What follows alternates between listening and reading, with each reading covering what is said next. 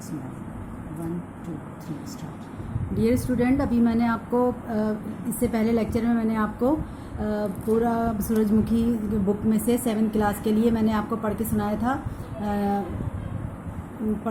تھا کہ چیپٹر جو پڑھ کے سنایا تھا گھریلو ملازمہ نے نوبل انعام پایا. یہ چیپٹر ختم ہو گیا تھا. اب اس کا آپ مشق کریں گے ذخیرہ الفاظ آپ کریں گے. یہ آپ کاپی سے دیکھیے. ذخیرہ الفاظ نیرنگیاں، یہ ٹائٹل پیج بنا لیجئے.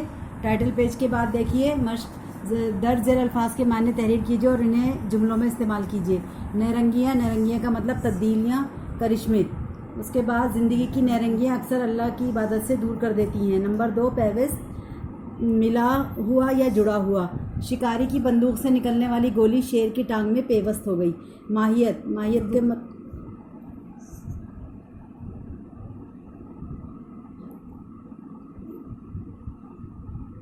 پڑھو بھائی، دھندلا آ رہا ہے.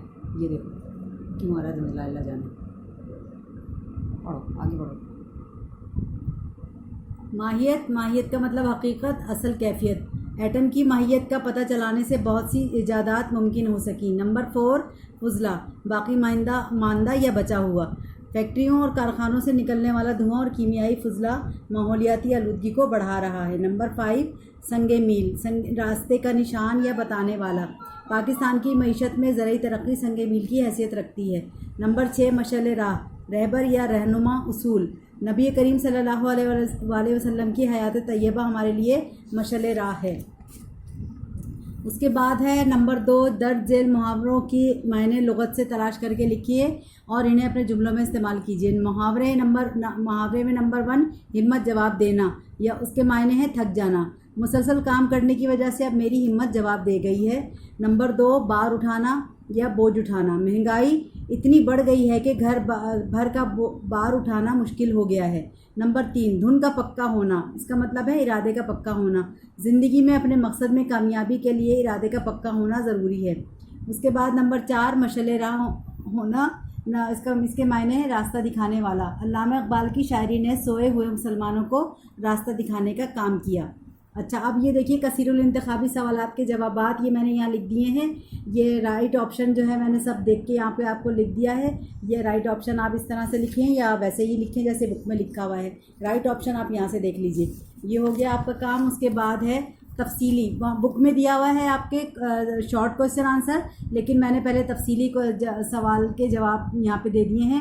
نمبر 1 ہے ماریا نے اپنی بہن کو فرانس بھیجنے اور اس کی تعلیمی اخراجات کو پورا کرنے کی ذمہ داری لے کر اصرار کا مظاہرہ کیا. اس مقصد کے لیے اس نے شہر کے ایک کھاتے پیتے گھرانے میں بچوں کی دیکھ بھال کرنے کی ذمہ داری سنبھالی. نمبر 2 ماریا کو اپنی بہن کے گھر بہت ساری سہولیات میسر تھیں، جیسے وقت پر کھانا، دل بہلانے کے لیے بڑی بہن، ہم وطنوں سے میل جول کے مواقع وغیرہ. گھر چھوڑنے کا سبب فرانسیسی زبان سیکھنے کے مواقع کا نہ ہونا تھا. نمبر 3 بہن کا گھر چھوڑ کر سوربون یونیورسٹی کے پاس ایک کرائے کے کوٹری میں رہی. یہ کوٹری مکان کی تیسری منزل پر تھی جہاں چڑھنا اترنا بھی مشکل تھا. اس کے علاوہ کھانے کا بندوبست بھی مناسب نہیں تھا، لہٰذا ماریا کو اکثر بھوکا بھی رہنا پڑتا.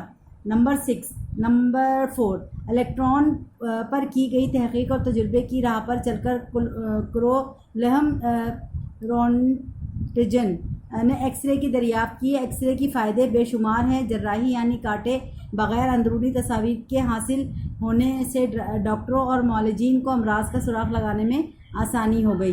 نمبر 5 مشکلات کا مقابلہ کرتے ہوئے مادام نے سچی لگن کی بدولت اپنی منزل پائی اور اپنی زندگی کو بامقصد بنایا.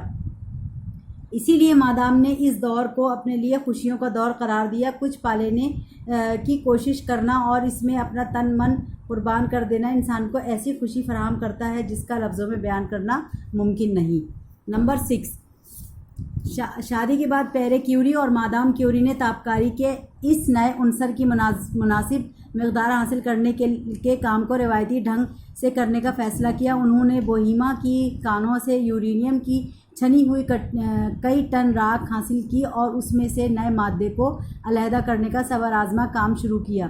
اپنے اس کام میں دھن کے پکے یہ دونوں سائنسدان 4 برس تک لگے رہے۔ اسی دوران ماریا کی بڑی بیٹی ایرن پیدا ہوئی۔ اپنے تجرباتی کام کو یہ دونوں سائنسدان اپنے مکان کی صحن میں ایک شیڈ کے نیچے کام کرتے تھے۔ یہ شیڈ اتنا خراب تھا کہ اس سے پانی ٹپکتا تھا۔ مادام بالٹی بھر بھر کر راکھ لاتی اور اسے پکاتی تھیں۔ پیرے کیوری حاصل شدہ فضلے پر تجربے کرتے۔ چھت میں چمنی نہ ہونے کی وجہ سے پکاتے وقت نکلنے والی گیس ان کے جسم میں داخل ہو رہی تھی، لیکن دونوں اس مضر اثرات سے بے خبر تھے۔ اس گیس کے ذریعے سے ان کے جسم میں پیدا ہونے والی تابکاری کے اثرات بڑی حد تک آگے چل کر پیرے کیوری اور ان کی بڑی بیٹی ایرن کیوری کی موت کا سبب بنے۔ یہ تمام لانگ کوسچن ہو گئے آپ کے پاس۔ اس کے بعد ہے 7 کوسچن نمبر 7 ہے مضمون کا آخری پیراگراف اپنی کاپی میں خوشخط لکھیے اور یہ کاپی بک سے دیکھ کر لکھیے گا پیراگراف۔ میں نے پین سے لکھا ہے تو وہ لائٹ آ رہا ہے، یہ اس کو آپ اپنی بک سے بالکل لاسٹ والا پیراگراف جو ہے وہ دیکھ کے لکھیے گا کیجیے اور اس کی وضاحت و تشریح اپنے الفاظ میں کیجیے۔ خیال رہے کہ آپ کے الفاظ کی تعداد 100 سے کم نہ ہو۔ یہ پیراگراف آپ بک سے دیکھ کے لکھیے گا، اس کے بعد تشریح و وضاحت دیکھیے۔ اس پیراگراف سے ہمیں یہ معلوم ہوتا ہے کہ جب انسان میں کسی کام کو کرنے کی سچی لگن ہو تو وہ ہر غلامی کی زنجیر کو توڑ کر اپنی محنت سے اپنے مقصد میں کامیابی حاصل کرنا چاہتا ہے، چاہے اس کے پاس جس قسم کے بھی حالات ہوں۔ جو بھی ماحول ہو، صبر اور ہمت سے انسان اپنی سچی لگن کو حاصل کرنا چاہتا ہے۔ ایسا بھی ہوتا ہے کہ انسان انتہائی غربت کے ماحول سے بھی نکل کر اعلیٰ مرتبہ حاصل کر لیتا ہے، کیونکہ وہ باہمت اور حوصلہ مند ہوتا ہے۔ راہ میں آنے والی ساری رکاوٹیں دور کرتا ہوا وہ صرف اپنے مقصد کی تلاش میں لگا رہتا ہے۔ صبر، ہمت، استقامت ہی وہ سنہری اصول ہیں جن کے سہارے انسان کامیابی کی منزل کی طرف گامزن ہوتا ہے اور آخر کار اپنی منزل مقصود حاصل کر ہی لیتا ہے۔ ایسے ہی باہمت انسانوں میں انبیاء کے بعد علماء، اساتذہ، سائنسدان، معالجین اور بہت سے باہمت لوگوں کی فہرست میں شامل ہیں۔ ان انسانوں کے نام تاریخ میں زندہ رہتے ہیں۔ انہی انسانوں میں ماریا کیوری کی زندگی بھی ہمارے سامنے مشعل راہ ہے۔